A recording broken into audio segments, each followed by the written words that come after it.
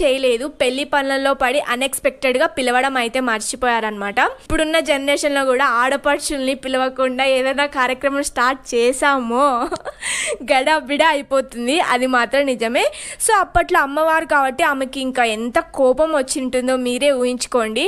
So ఆమె అమ్మవారు అయితే ఇంకా చాలా బాధతో కోపంతో ఊరి బయటికి అయితే వెళ్ళిపోయింది అనమాట. ఎవరికి చెప్పకుండా ఊరి బయటికి అయితే వెళ్ళిపోయింది. ఇప్పుడు మాట్లాడుకుంటే ఊరి నుంచి 2-3 కిలోమీటర్స్ డిస్టెన్స్లో ఒక చెట్టు కింద అయితే కూర్చొని బాధపడుతుందన్నమాట.